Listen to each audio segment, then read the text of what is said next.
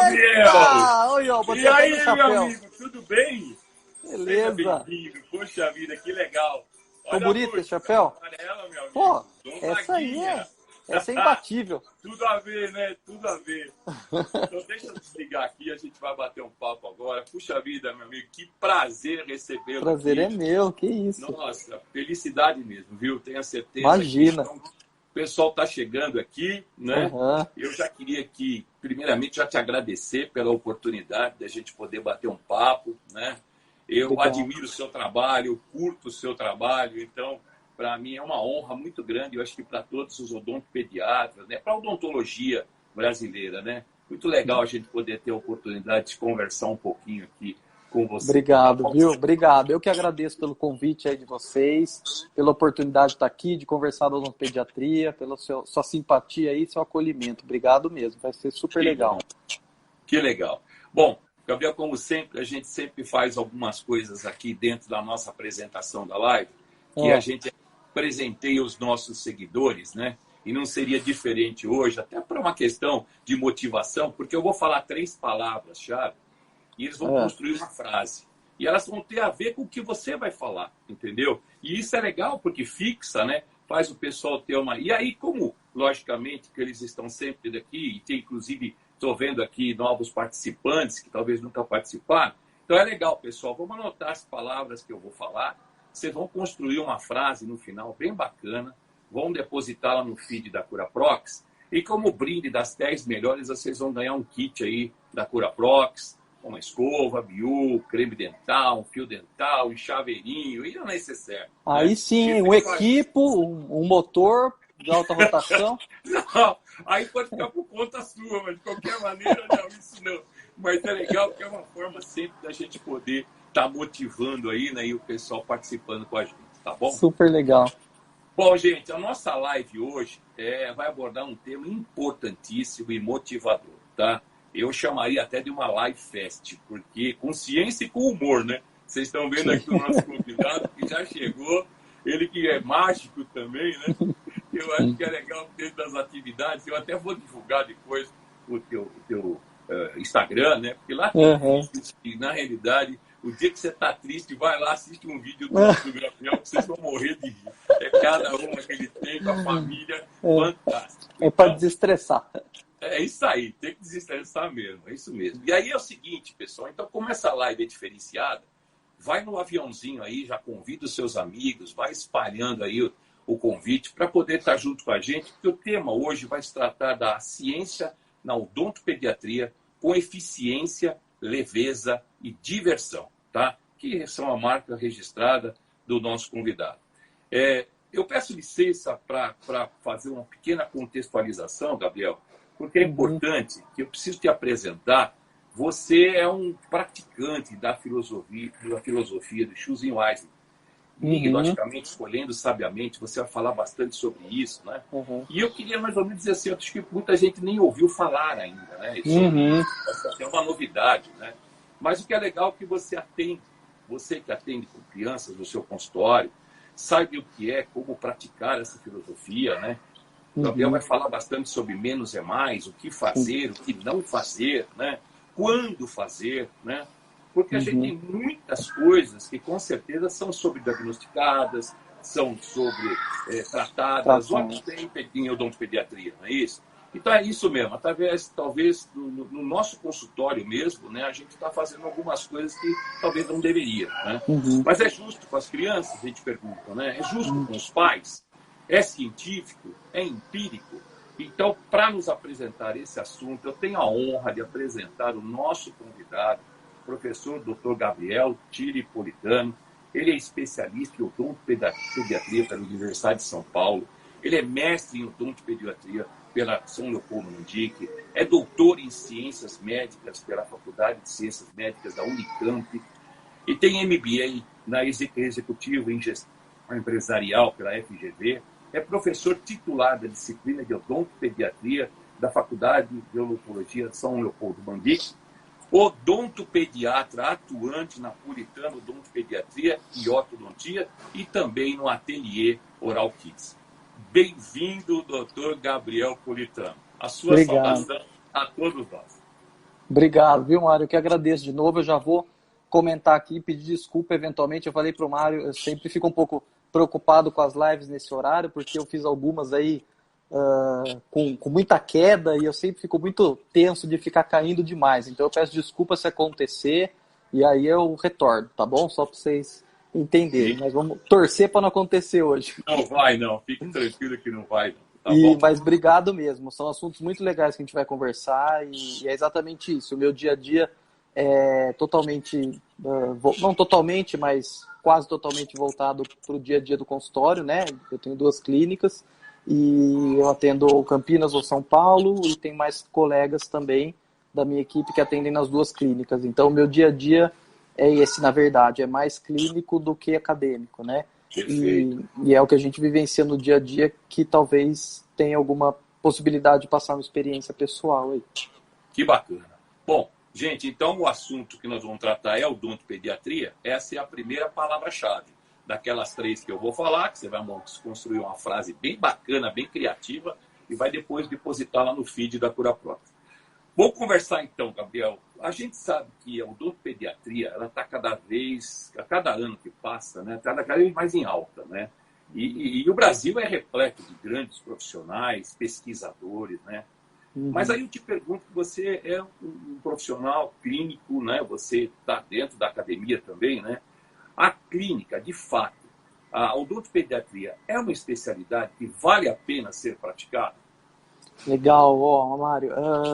Eu sempre gosto de falar sobre isso porque, na verdade, eu não tenho nem como responder diferente, porque a minha vida pessoal é isso, né? E eu sustento a minha família, que tem vários filhos, com a odontopediatria clínica, né? É disso que eu tiro o meu sustento, não é preferencialmente da parte acadêmica, e sim da parte clínica. Então, eu enxergo a odontopediatria como uma especialidade de muito, muito, muito bom grado de ser feita no consultório. O que eu acho só é que, como qualquer outra, né, a gente precisa, primeiro, se empenhar, né, se dedicar, estudar e ter paciência, né? Porque hoje em dia parece que a paciência não existe muito. E precisa de anos, né? O consultório, ele é uma arte, né? Então, para a gente criar uma clínica que dê certo, que seja rentável, que pague as contas, que pague um salário legal para você, sócio, e que dê lucro para ela, empresa, para poder crescer e investir, precisa de muito suor, né? Não é simples, né? Pode parecer simples, mas não é.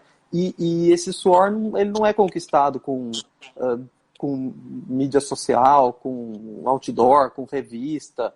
Ele é no suor mesmo, né? No boca a boca, no paciente indicando o paciente, no profissional indicando você, e você estando presente para atender. Sabe que isso foi uma coisa que meu pai me ensinou, né? Meu pai é um ginecologista obstetra, clínico, né? Com muitos anos sediado aqui em Campinas.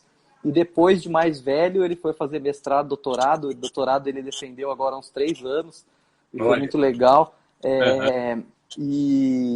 Mas ele sempre foi muito clínico, ele sempre me ensinou isso, né? Ele sempre me disse, olha, o consultório não aceita desaforo, né? Se você não está no consultório, se não tem alguém no consultório, você pode ser o que você quiser, mas você não vai ser procurado, você não vai dar certo, a sua clínica não vai dar certo. E eu, como sempre tive a vontade de fazer dar certo o consultório, não só mas a expansão e outros consultórios, eu sempre me dediquei muito para isso. A gente acaba tendo que deixar alguma coisa de lado, né, Mário? Então eu acabo pecando um pouco mais na área da pesquisa, na área acadêmica em relação a tempo, porque não tem jeito, a gente tem que escolher uma coisa, né? E graças a Deus a gente tem pessoas ultra competentes em outras áreas para subsidiar conhecimentos para a gente praticar na clínica, né? Essa que é a mistura ideal que a gente tem que ter. E resumindo, a odontopediatria, eu sempre brinco, você vai no shopping da sua cidade, mano, e você fica 1 hora lá e vê 300 crianças e nenhuma é seu paciente, você fala, o problema sou eu, criança tem. Cadê? Estão no concorrente. Né? Estão no concorrente. Em algum lugar eles estão. Eu tenho certeza que a mãe de uma criança de 4 anos já levou o filho ao dentista alguma vez. Você não viu nenhum que é seu no shopping, você está com um problema. Você está com algum problema mesmo. Ninguém está te indicando, ninguém está te divulgando, você não está se divulgando, alguma coisa está acontecendo. E aí a culpa acaba recaindo, às vezes, na especialidade. Odontopediatria é ruim, parará, mas tá longe de ser. É muito boa. Teve uma pergunta aqui, se já na faculdade você pensava em atender crianças. Não, Não? eu gostei muito de cirurgia no terceiro ano, tanto que eu faço muita cirurgia em criança, tenho um curso de cirurgia em odontopediatria, inclusive, que eu ministro. Mas no meu quarto ano, segundo semestre, terceiro ano e quarto ano, foi que eu conheci a professora Cláudia Trindade, a professora Imparato, a professora Sandra Echeverria e o professor Odilon. Foram os professores que entraram na graduação da PUC naquele ano, que eu estava me formando, de 2000 para 2001. E assim, aí eu fiquei encantado, porque eu tenho certeza que o professor faz a gente virar a cabeça, né? E como eu sempre tive um jeito meio mais infantil mesmo, dava certo a coisa, sabe? Eu falei, acho que vai dar certo. E aí fui para esse lado e também sempre recebi muita abertura da professora Sandra e do professor Imparato para trabalhar com eles, para aprender com eles, para ficar junto. Colei assim como uma pulga para aprender o máximo que eu pudesse. Faço isso até hoje, na verdade. E aí eu realmente já emendei direto na especialização logo depois da faculdade. Mas foi assim, pro quarto ano praticamente, que eu comecei a perceber, que foi quando eu tive mais mesmo. Que legal. A tua fala está sendo tão importante que a gente sabe que tem quantos alunos de graduação, né? Com um sonho de fazer uma especialidade, né? E é bem colocado, foi muito bem colocado essa tua posição em relação a vivenciar, né? E fazer a vida no consultório, né? Não deixar o consultório, né? E essa tua colocação que você fez em relação a ir no shopping, encontrar 300 crianças, nenhuma delas é seu paciente. Não, tem? Mas vamos lá. E aí, logicamente, quais são os diferenciais que você colocaria como importantes para uma clínica de odontopediatria? O que é uma clínica que foca em atendimento de crianças, né, precisa ter, Gabriel? Tá, eu acho que assim, primeiro a gente tem que sempre lembrar, Mário, que a gente pode ser procurado para um procedimento padrão, simples, um commodity, que eu chamo, uma prevenção, de um pai que tem uma criança boazinha e que não está muito preocupado em ter um profissional com super diferencial, e vai dar certo, né? Qualquer clínica honesta que você tiver. Só que a odontopediatria, ela é repleta de casos como outras especialidades, casos que exigem cuidados específicos. Então, quando você se depara com a especialidade de fato, que é o que a gente acaba mais tendo, então, muitos bebês, reabilitações, cirurgias, traumas, crianças especiais, crianças traumatizadas, etc., você acaba tendo que ter estrutura física diferenciada. Certo. Preparo para atendimento, estacionamento, facilidade de entrada, questões para pacientes especiais, preparo de toda a equipe, né? E quanto mais você cresce, mais pessoas você tem. Quanto mais pessoas você tem, mais difícil fica, porque as pessoas, na minha opinião, são as coisas mais difíceis que a gente tem. Porque nem sempre a gente cria processos de gestão, de atendimento, etc., mas a gente não consegue, às vezes, ter o profissional perfeito para aquele cargo, né? Perfeito. E aqui, chegou alguém aqui, ó. Opa! Manda um beijo. Ai, manda um beijo. Bem? Manda um beijo, Isa. Manda um beijo. Bom? Ela sempre vem aqui aparecer. Não tem problema. Ela estava lá sozinha, fazendo a lição dela. Essa daqui, ela faz a mamadeira sozinha, ela dorme, se veste. Vai lá se trocar sozinha, vai lá. Ela se cria, praticamente. Olha lá, caiu. Tá ouvindo o choro? Caiu. Ela caiu. Caiu. Quarto filho caiu, respirou, chorou, tá tudo certo. Entendeu? Tá tudo bem. O problema é se ficar quieto. O quarto filho, né? É uma coleção que você tem. Não precisa nem levantar, que vai dar tudo certo. Onde que eu estava mesmo? Até me perdi. Não, você estava falando do espaço físico, mas isso. O que é legal acomodações, essa coisa toda. Mas eu queria que você falasse do seu diferencial, que é uma coisa que você defende bastante, que é esse diferencial do Choosing Wisely. Tá. Né? E é importante que, inclusive, você fala daquela parte onde tem ali o que menos é mais. Né? Então, eu queria que você explorasse isso com os nossos seguidores aqui. Legal. Isso daí, o Choosing Wisely, na verdade, só para todo mundo entender, não é algo da odontopediatria, da odontologia, e nem tem o Choosing Wisely de odontopediatria específico, tá? Mas pensa que a gente tira dele uma estratégia, que é de fato escolher sabidamente, que é o menos é mais. E o Choosing Wisely ele foi criado há alguns anos, e a proposta dos criadores foi a seguinte: ela jogou, eles gostariam de saber, os criadores, 5 coisas aproximadamente de cada especialidade da área médica que eram feitas sem necessidade ou não feitas com necessidade. Perfeito. E, para surpresa deles, o que eles perceberam é que geralmente as coisas eram feitas sem necessidade. Por isso que geralmente as propostas do Choosing Wisely são: não faça tal coisa, não faça tal coisa, não faça, porque geralmente prescrever antibiótico para uma criança que está com problema respiratório sem nem saber se é uma infecção bacteriana ou não, por exemplo, né? Então, acabou ficando... Só que os criadores falaram assim: mas se eu começar a criar coisa, a Sociedade de Pediatria vai falar, mas quem são... Então, eles jogaram sociedades, né? Digam 5 coisas que vocês fazem e não deveriam, ou não fazem e deveriam. 5, assim, e rápido, em frases, né? Para que isso repercuta rapidamente, de uma forma simples, entre os profissionais. Aqui estão perguntando: escolha inteligente? Escolha sabidamente, escolher de forma sábia e tal. Para que se divulgue entre profissionais e entre clientes. Porque se você entrar no site deles, você clica para profissional e você clica como cliente. Então, é a mesma coisa escrita de uma forma diferente, tá bom? E de fato, Mário, a gente sabe que a odontologia, e na área da odontopediatria, na prevenção, na ortodontia, ortopedia e tal, tem muitas coisas que carecem de evidência, que a gente tem que tomar cuidado, e a gente tem que prezar sempre. Eu falo assim, é engraçado porque eu seria uma pessoa que poderia pensar bem ao contrário, né? Porque quem vive de consultório poderia pensar: não, vamos fazer, né?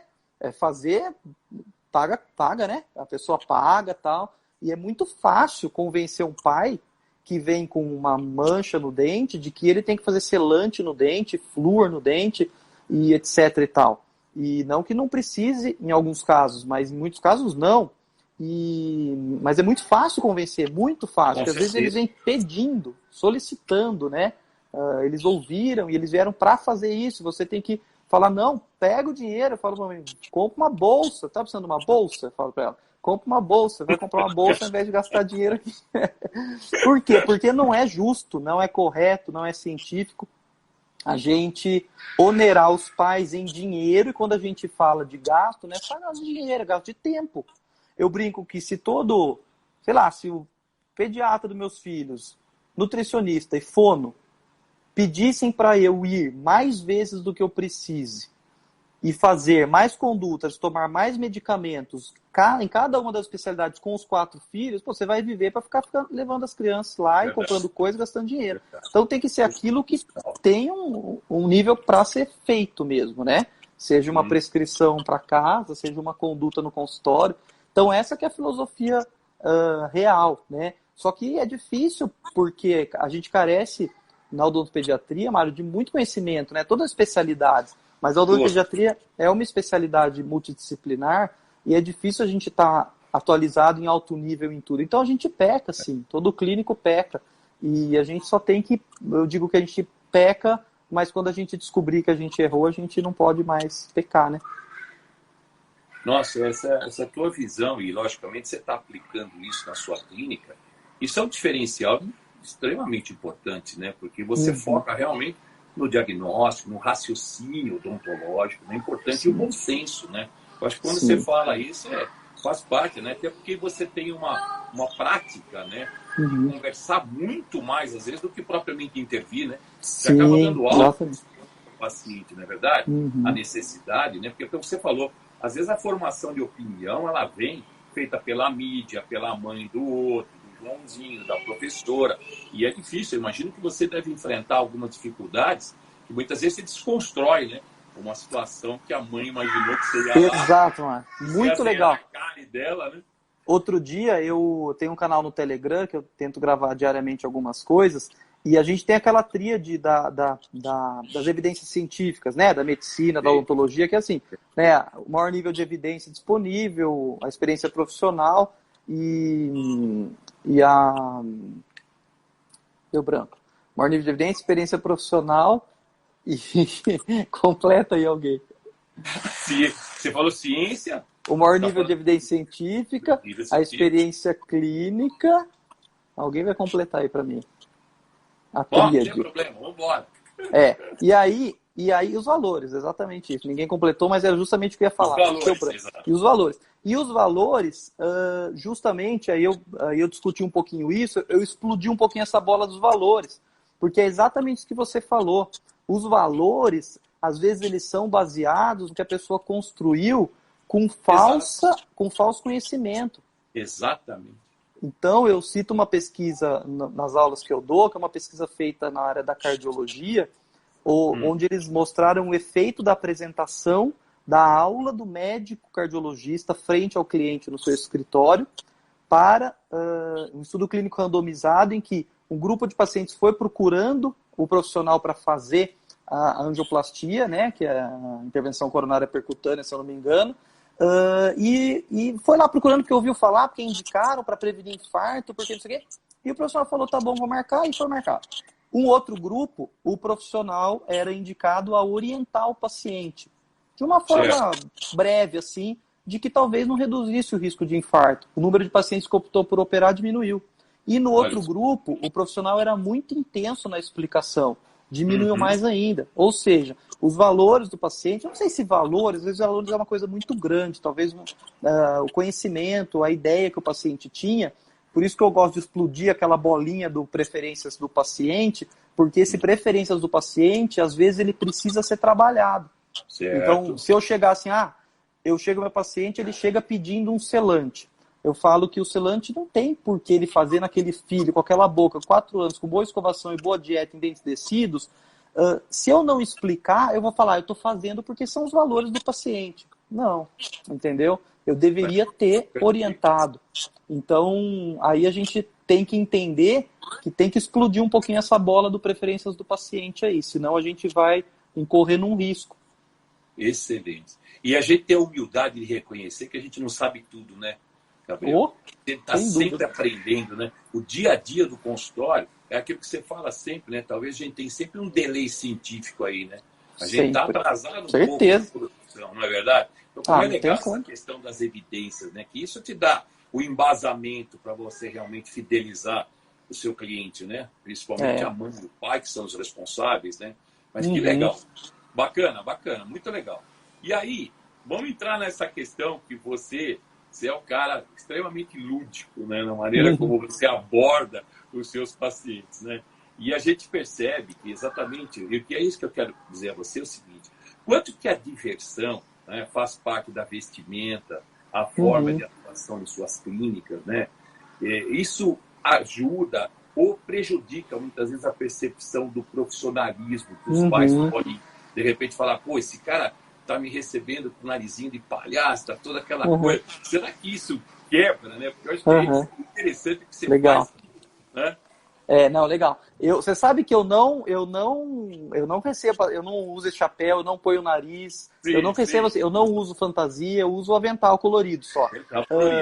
Mas eu faço mágica, ventríloco, tal. Ontem eu levei o Dudu para a clínica de São Paulo, que é o meu boneco ventríloco, e aí ele conversou com os pacientes lá, tal. Mas eu faço isso depois um pouco de conhecer a família. Então, a minha estratégia é ter a simpatia, a empatia, mas de vestimento em si, eu complemento algumas coisinhas assim no meio. Tem profissionais que usam fantasias mesmo, de super-heróis, que tem empresas que vendem. Eu sempre digo assim, é muito pessoal, né? Eu nunca fiz, não tenho, não uso. Nem vou dizer que eu nunca usaria, não sei. Mas eu não acho que prejudica, não. Eu acho que cada um sabe o que pode para o seu público e o que consegue, né? Eu acho que você pode, por trás daquilo, mostrar muita consciência. Porque se tá um super-homem falando com a mãe, com o pai, e e vomitando informação científica e com qualidade, é um super-homem mesmo, então, né? Perfeito. Deve ser um super-homem de verdade. Que está mostrando que é realmente uma fantasia para aquele atendimento. E não vai prejudicar em nada na percepção, não. Porque às vezes, Mara, aí depende disso, do que os pais buscam, né? Às vezes o que os pais buscam é isso. É um diferencial de forma de atendimento, às vezes é a fantasia. Então, talvez eu acho que muitos profissionais que usam fantasia, por exemplo, devam fazer um marketing em cima disso e vem resultado. Eu não tenho essa experiência disso. O que eu faço é mágica só. Tá, E legal. brincar, fazer piadinha, essas coisas aí. Isso é muito legal, legal. Eu te perguntei porque realmente você... Bom, gente, nós vamos falar a segunda palavra agora, porque vocês viram aí, né, dentro dessa filosofia de trabalho, né, o Choose Wise, o menos é mais, né? Então, odontopediatria foi a primeira palavra, menos é mais é a segunda palavra, tá bom? Vamos construindo aí. Gabriel, como é que você considera que deve ser realizada a consulta de prevenção em odontopediatria, né? E o professor Camila Watt fala sempre isso, prevenção nunca sai de moda, né? Então, e você lida exatamente com isso no seu dia a dia, né? Sim. Então, como é que o que você acha que é importante naquele momento que você está com a mãe, com o pai ali, nessa questão da consulta de prevenção? Legal, essa é a mais importante, eu digo que é o carro-chefe, né? Apesar, eu tenho 2 clínicas que elas são referenciadas para procedimentos complexos de criança. São referenciadas por colegas, até odontopediatras, ou clínicos gerais, ou fono, ou pediatra, etc. E mesmo assim, 60%, 70%, eu costumo fazer essa estatística mensal, de atendimentos é prevenção. É o bebezinho que vem pela primeira vez, é o retorno, etc. O que eu quero dizer com isso? É o carro-chefe.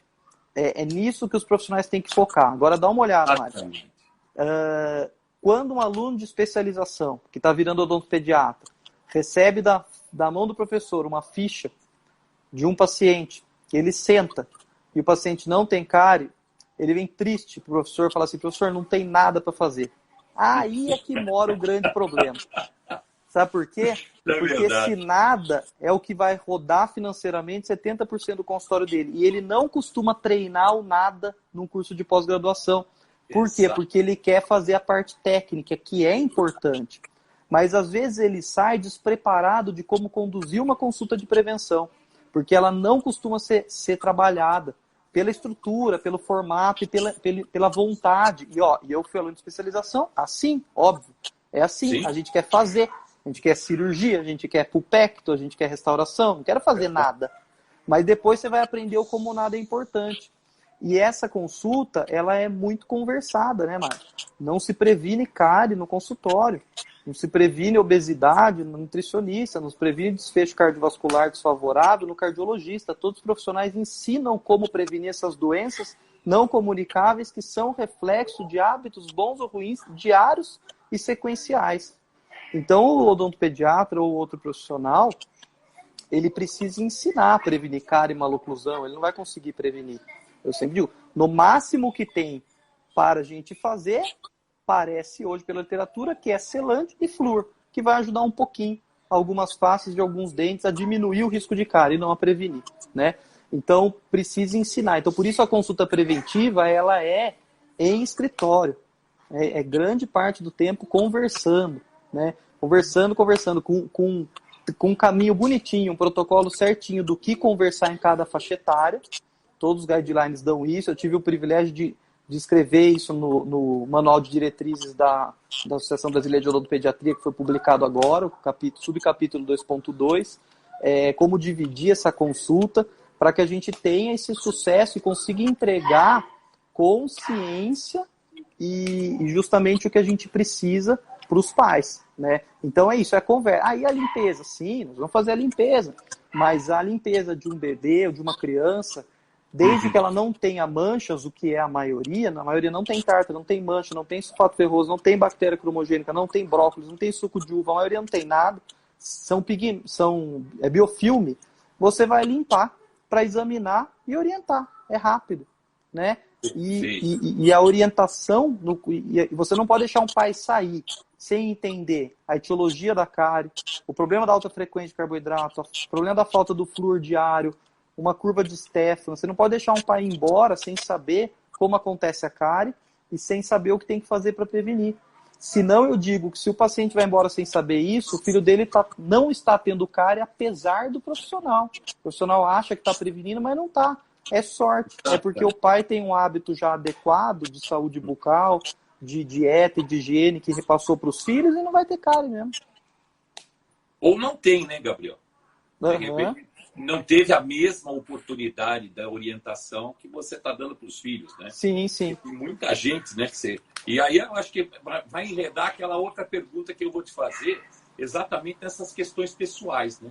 Como é que você lida isso, né, com cada família? Porque, por exemplo, cada uma delas tem uma filosofia de vida, né? Uma forma de valorização que você comentou anteriormente, né?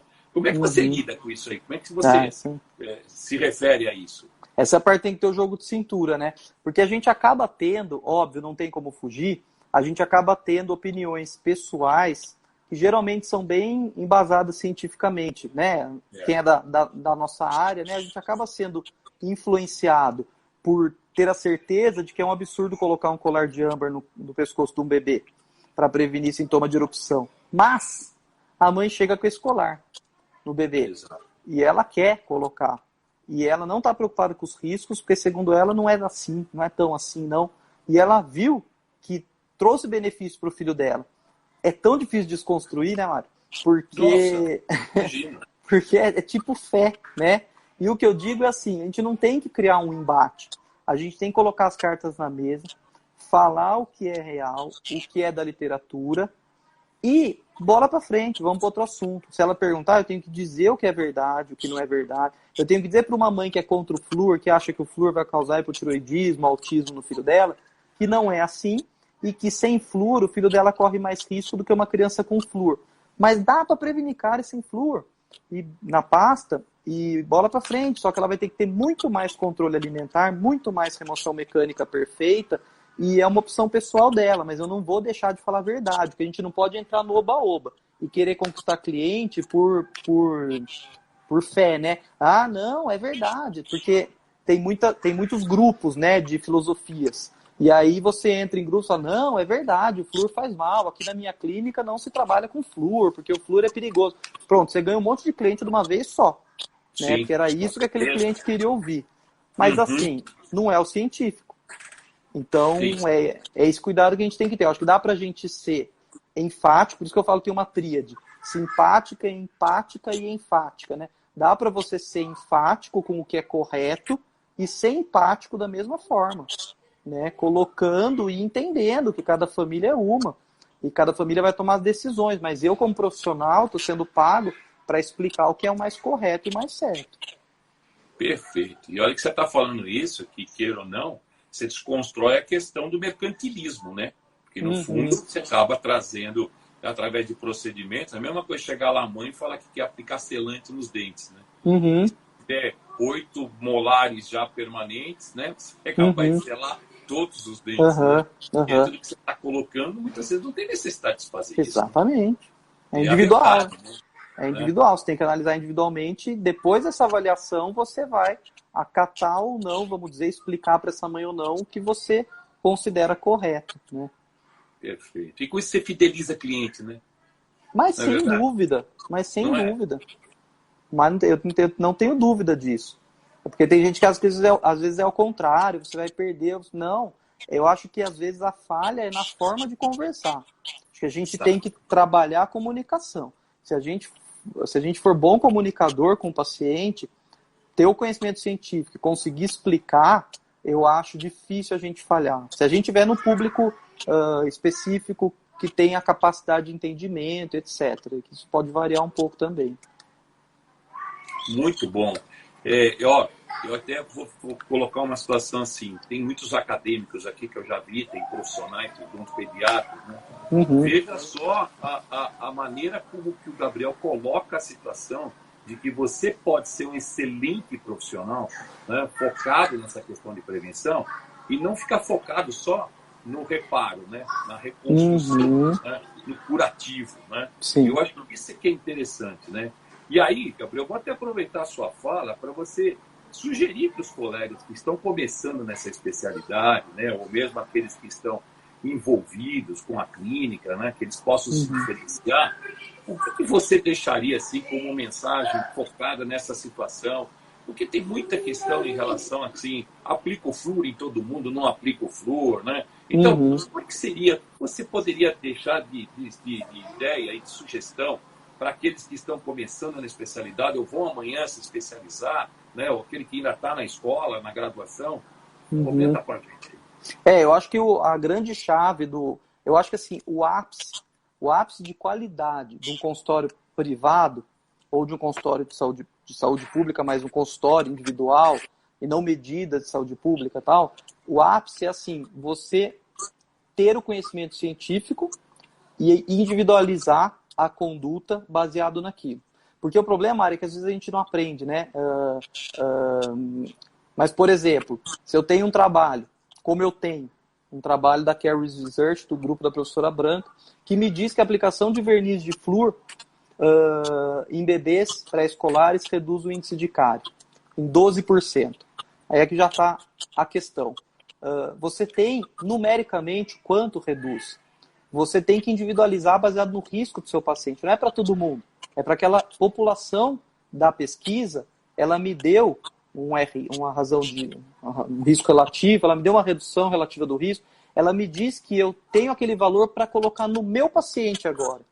E o meu paciente agora, ele vai ser individualizado para eu ver se naquele paciente cabe selante, flúor, etc. e tal, né? Então, o ápice é esse, é você conhecer o maior nível de evidência, pegar as medidas de efeito que eles trazem para a gente e tomar decisão em cada paciente individual, né? Porque senão a gente vai ficar no sobre ou no sub, né?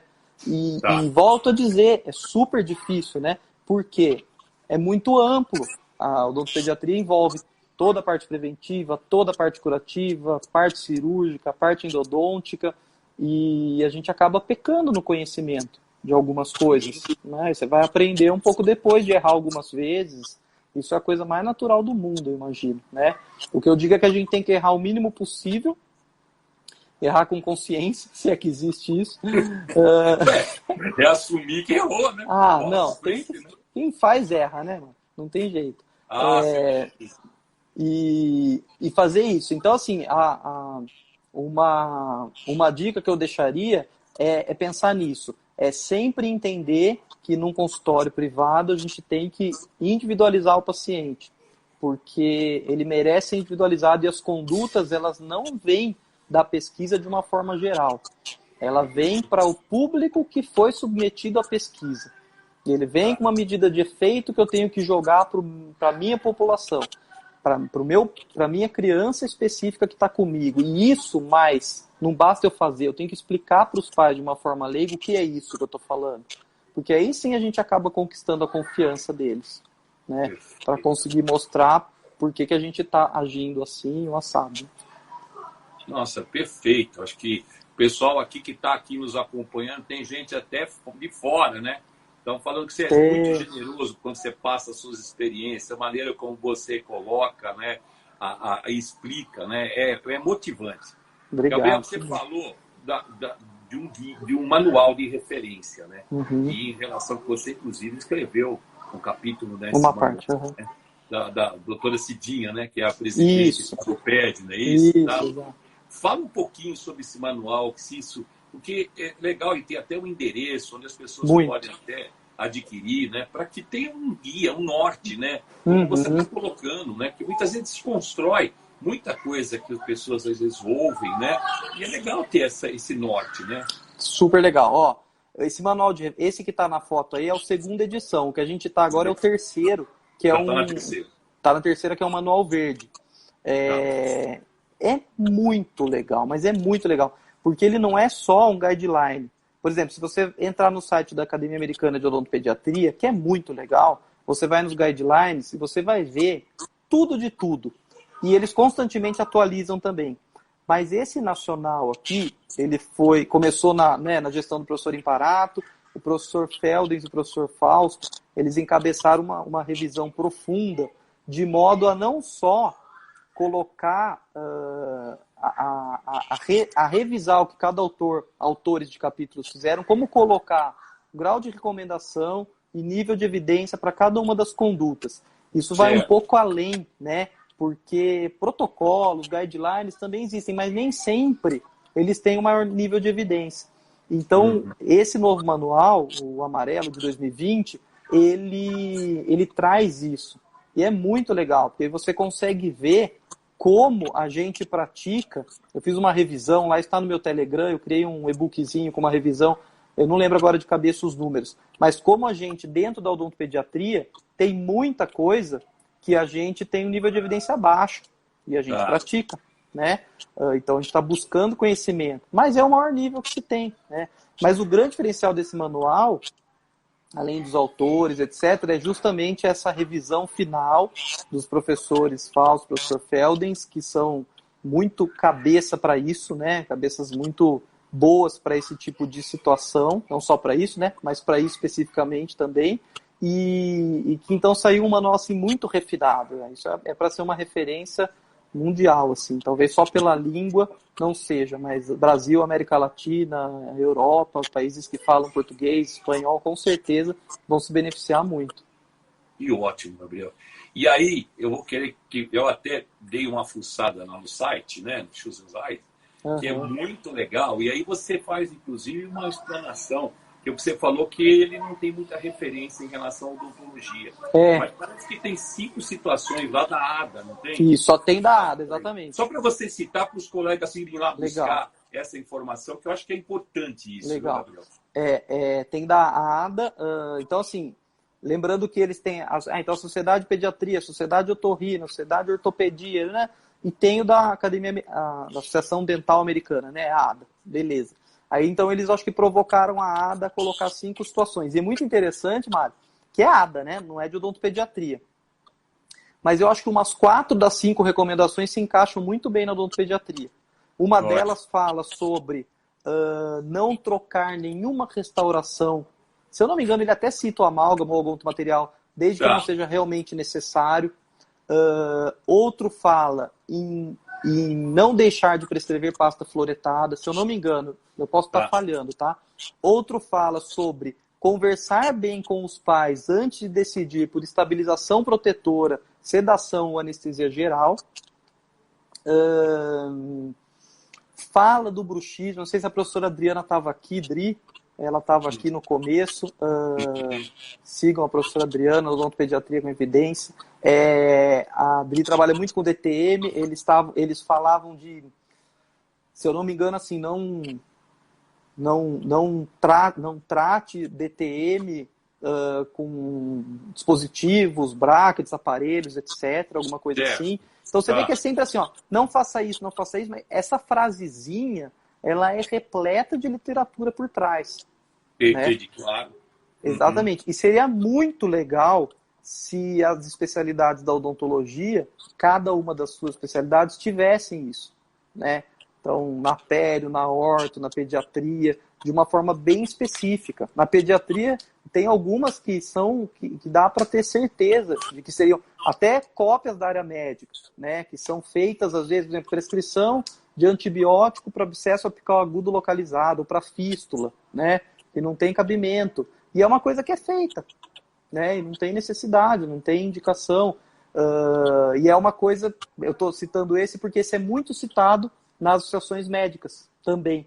A prescrição de antibiótico para abscesso localizado em outras partes do corpo. Você vê? Sendo que o tratamento é só localizado, não precisa do antibiótico sistêmico. Então são coisinhas assim bem pontuais e diretas, sabe? Eu acho que é muito legal. Eu estava conversando com a professora Cidinha sobre isso quando eu falei a primeira vez desse assunto, que está até gravado, quem quiser assistir, tem uma aula de 1 hora que eu gravei, está no YouTube, no nosso canal lá, Odontopediatria Campinas. Eu fiz uma aula de 1 hora sobre isso. E aí eu conversei até com a professora Cidinha, falei, Cidinha, poderia, não sei se ela deu andamento nisso, poderia avançar talvez e ser até pioneiro nisso, né? Nessa estratégia, porque lembrando que a odontopediatria ela não faz o chamado Choosing Wise, porque o Choosing Wise é tipo uma associação tal, e não tem a odontopediatria brasileira lá, né? Tá. Legal. Ô, Gabriel, aproveitando que nós estamos dando informações e orientações, a Mariana Navarro está falando assim, eu tenho medo de prescrever pasta fluoretada por conta da fluorose.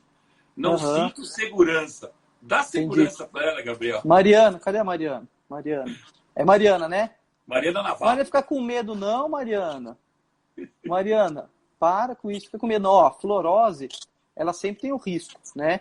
E de fato, quanto mais flúor se engole uma criança, quanto mais leve ela for, mais risco de fluorose.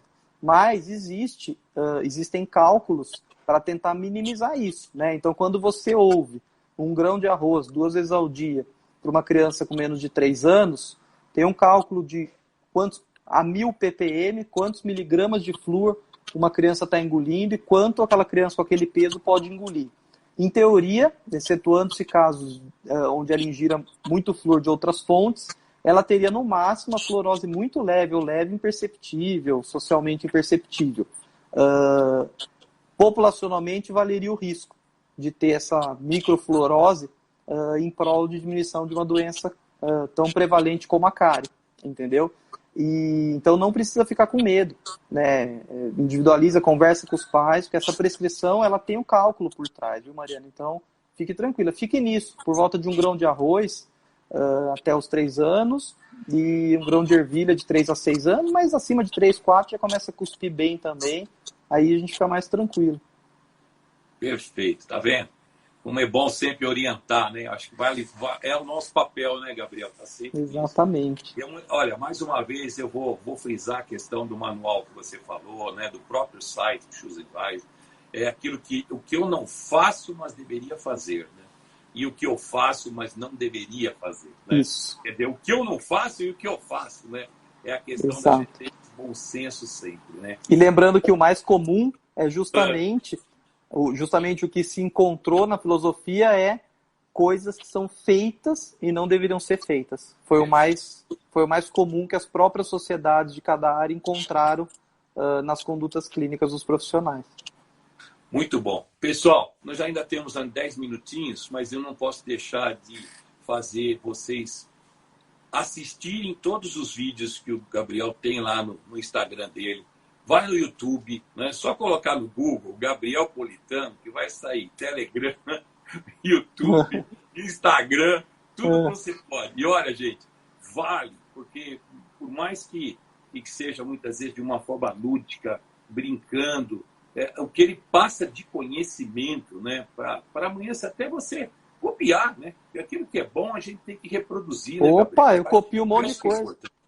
Né? Com certeza. A gente, né? Quem não copia, né, não vai fazer nada. Então é legal que é bom, tem que ser copiado. Aquilo que é bom, né? E eu acho que é muito legal isso. E eu, de fato, valorizo muito. Até porque também, gente, o Gabriel tem experiência em filhos, tá? Porque aqui tá a família dele. E vocês vão ver alguns vídeos lá muito legais. Porque, ó, ele é um odontopediatra, como ele falou, é mágico. Mequetrefe, que é o... Mequetrefe, Mequetrefe. Ele é apaixonado pelo trabalho. Vocês estão vendo aí o quanto ele realmente ama odontologia, odontopediatria, né? Casado com a Andréia, que é uma colega cirurgiã dentista, ortodontista, ortopedista, né? Funcional dos maxilares, né? E aí, pai de 4 lindezas que vocês estão vendo aí, né?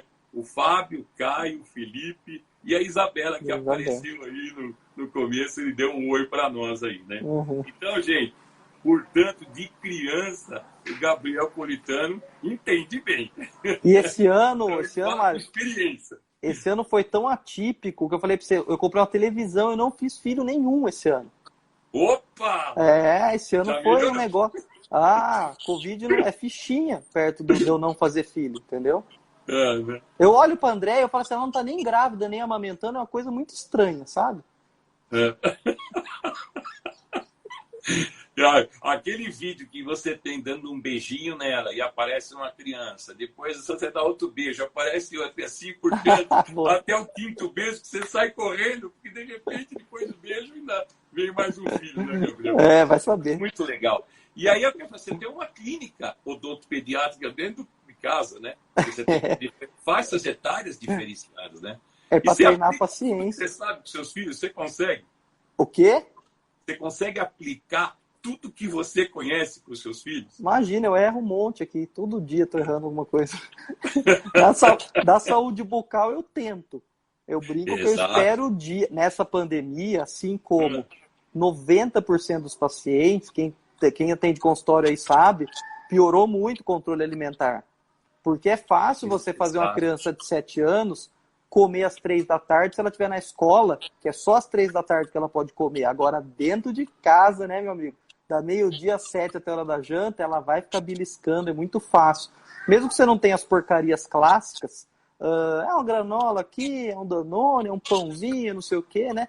Então, é fácil a gente pecar quando a criança está em casa. Eu brinco, eu fico esperando alguém ter cara aqui, porque eu não garanto que não teve ainda, né? Mas, se tiver, eu posso ter a consciência de que foi um erro que aconteceu em casa e a gente vai ter que consertar, né? Mas, do resto, a gente vai aprendendo. Eles vêm sem manual, né? Vêm com defeito. Putz! Isso é verdade. São 4 extremamente individualizados, né? Um Nada a diferente ver. do outro, não é verdade? Nada a ver. Nada. Você estava Impressionante. acostumado com 3 meninos, chegou uma menina, mudou tudo, né? Essa é a única boazinha que tem. Gabriel, você falou uma coisa no momento da pandemia que nós estamos vivendo. Você tem percebido esse reflexo desse afastamento, dessa condição das crianças em termos de condicionamento, em relação à alimentação? Você percebeu isso? Da alimentação, sem dúvida, porque, como eu digo, eu converso muito com os pais, né? E a piora foi notável, assim, né? Pô, milhares de pais, todos falando a mesma coisa, né? Piorou.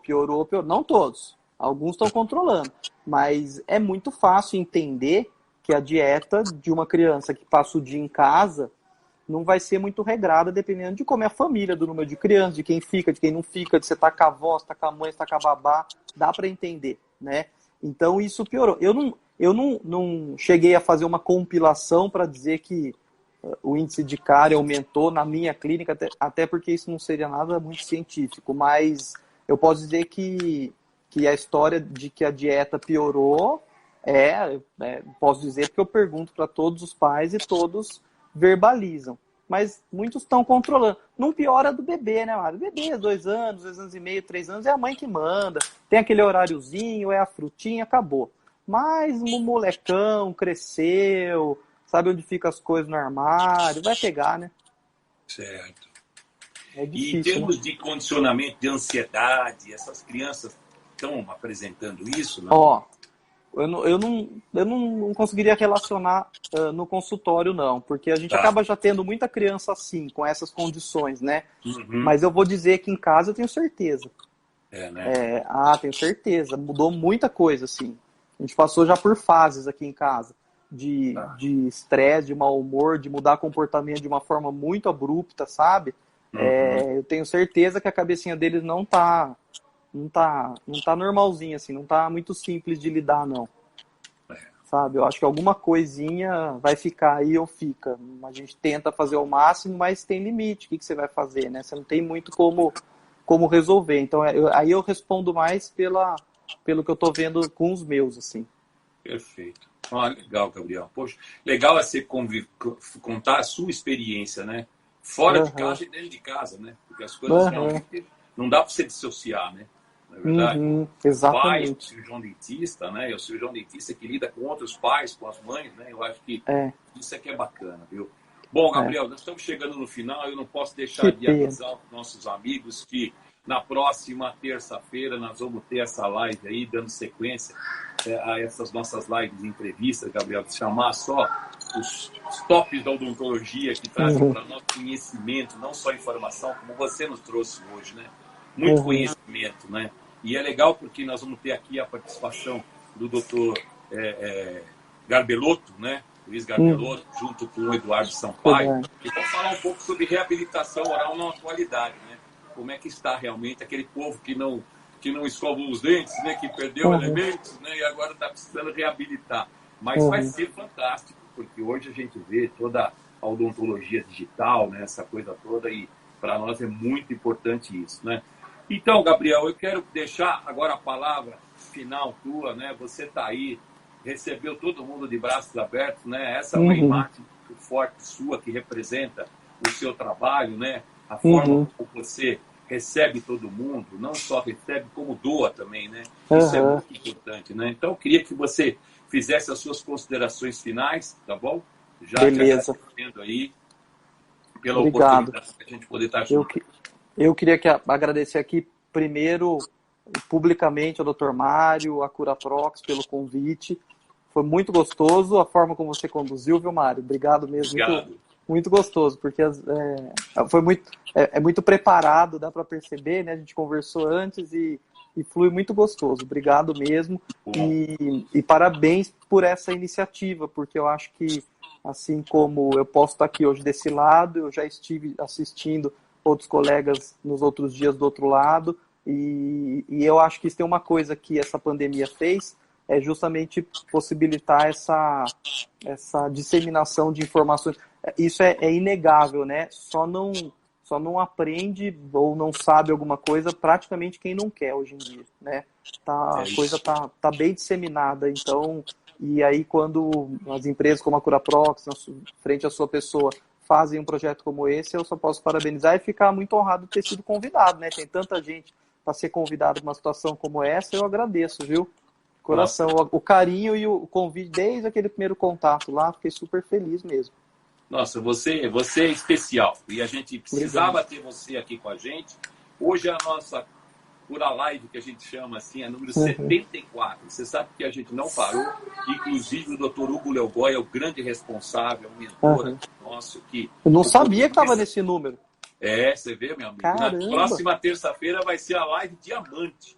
Porque a gente tem conseguido, a gente quer levar informação, né? Isso é importante, é conhecimento, né? Claro, junto com a informação.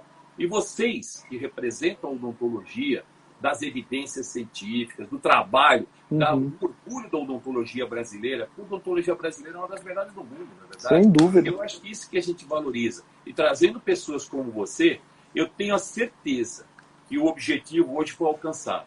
Em especial, pois quanto mais odontopediatras conscientes nós tivermos, mais crianças e famílias serão beneficiadas. Eu não tenho dúvida disso, tá bom? Exato. Então, olha, quero agradecer a todos os amigos que estiveram aqui, tá? Professores, acadêmicos, o público em geral, e em especial agradecer a você, Gabriel. Gratidão mesmo pela oportunidade de dividir esse espaço com a gente aqui, de engrandecer essa noite.